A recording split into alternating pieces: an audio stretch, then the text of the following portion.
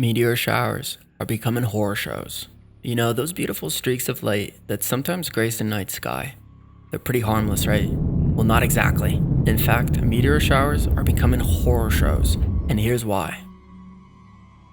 First of all, what are meteor showers? Meteor showers are events where a number of meteors or shooting stars appear in the sky. They're caused by the debris of comets or asteroids that enter Earth's atmosphere at high speeds. Most of these objects are very small, ranging from dust grains to pebbles, and they burn up before reaching the ground. This creates a spectacular display of light that we can enjoy from Earth. But not all meteors are harmless. Some of them are big enough to survive atmospheric friction and reach the surface. These are called meteorites, and they can cause a lot of damage. How much damage? Well, that depends on the size and speed of the meteorite. According to NASA, every day Earth's atmosphere is hit by about 5 tons of interstellar dust, traveling at high speeds. Most of these objects are small and burn up upon entry, typically falling in sparsely populated areas. This means the risk of getting hurt by a falling asteroid is very low. However, if a significantly larger object were to hit Earth, the consequences would be severe. How severe?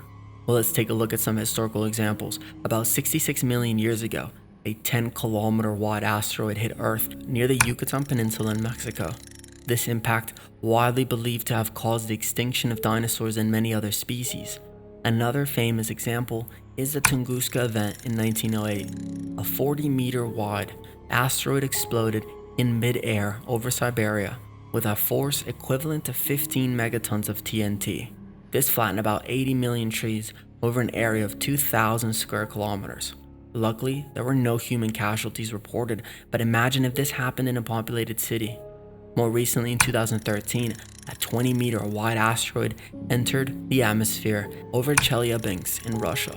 It exploded with a force of about 500 kilotons of TNT, creating a bright flash and a shockwave that shattered the windows and damaged buildings. More than 1,000 people were injured by flying glass and debris. These examples show that even relatively small asteroids can cause significant damage if they hit Earth. But what if a bigger one came our way? How big are we talking? Well, there are different categories of asteroids based on their size and potential impact risk. The smallest ones are called near-Earth objects, NEOs, which are asteroids or comets that come within 195 million kilometers of Earth. The next category is potentially hazardous asteroids, PHAS, which are NEOs that come within 7.5 million kilometers of Earth and are big enough to pose a threat to Earth as well. There are currently over 2,000 PHAs known to exist. The most dangerous category is Earth's impactors, EIs, which are any PHAs that have a non-zero probability of colliding with Earth in the future. There are currently over 1,000 EIs known to exist, ranging from small to large ones. How do we measure the impact risk of these asteroids? Well, there's a scale called the Palermo scale that rates the potential impact hazard of celestial bodies. It compares the probability and consequences of an impact with the average background risk that Earth faces from random impacts. The scale ranges from negative infinity to positive infinity, with 0 being the baseline risk level. Objects with negative values on this scale are less dangerous than average, while objects with positive values are more dangerous than average.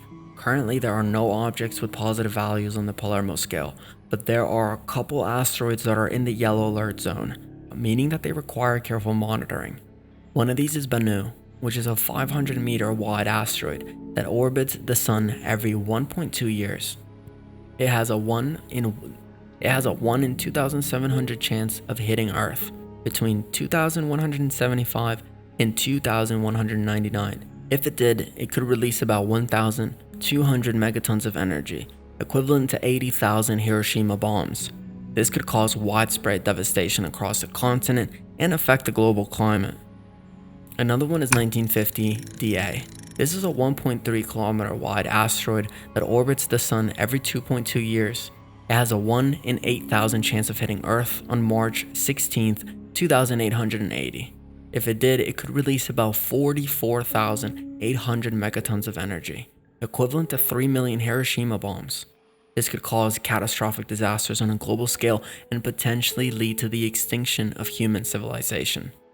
These are just 2 examples of the most hazardous asteroids that we know of. There could be many more that we haven't detected yet, especially the dark and small ones that are hard to spot. Even an asteroid as small as 10 meters could cause an explosion similar to an atomic bomb, wiping out a town. A 50-meter asteroid could cause substantial destruction, potentially razing an entire city to the ground. If a kilometer-sized asteroid were to impact, it could cause mass destruction across a continent, potentially leading to the extinction of many species. So what would happen if an impact were to occur? Well, it depends on the size and speed of the asteroid, as well as the angle and location of impact. But generally speaking, it could cause a series of explosions, tsunamis, and earthquakes.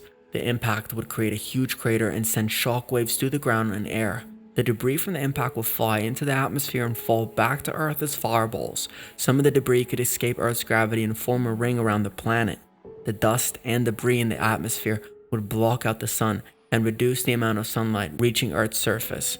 This would cause a sharp drop in temperatures and create a nuclear winter effect. The lack of sunlight would also affect photosynthesis and disrupt the food chain. The impact would also alter the chemical composition of the atmosphere and oceans, making them more acidic and toxic. The impact would also affect Earth's rotation and orbit. However, contrary to popular belief, it's unlikely that an impact would cause significant changes in these aspects.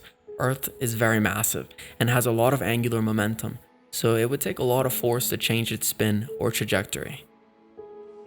Even if an impact did alter Earth's orbit slightly, it wouldn't make much of a difference in terms of climate or seasons. So how can we prevent such a disaster from happening? Well, there are several ways to mitigate the impact risk of asteroids. The first step is to find and track as many of them as possible and calculate their orbits and trajectories. There are several programs and missions dedicated to this task, such as NASA's Near-Earth Object Program, ESA's Space Situational Awareness Program, and JAXA's Hayabusa's 2 mission.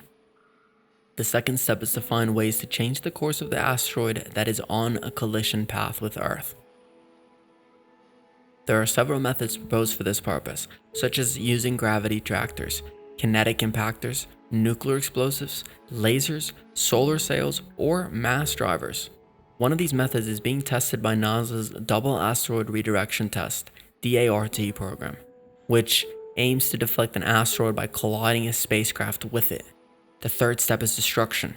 If deflection is not possible or effective enough, then we need to find ways to break up or vaporize an asteroid before it reaches Earth. This could be done by using nuclear weapons or other explosives. However, this method is risky and controversial, as it could create more debris and radiation that could pose further threats. If all else fails, we need to find ways to evacuate people from the impact zone or relocate them to safer places. This can involve building shelters or bunkers underground or underwater, or even colonizing other planets or moons. All these methods sound promising. They are not foolproof or easy to implement. They require a lot of time, money, technology, and cooperation. And luck, of course. In conclusion, meteor showers are amazing phenomena that we can admire from Earth, but they also pose a potential threat to our planet and life. We need to be aware of these dangers and prepare for the worst case scenarios, while also hoping for the best. As people have learned more about space, we've also become better at dealing with potential dangers by carefully watching the sky, coming up with smart ways to avoid problems, and never giving up on exploring.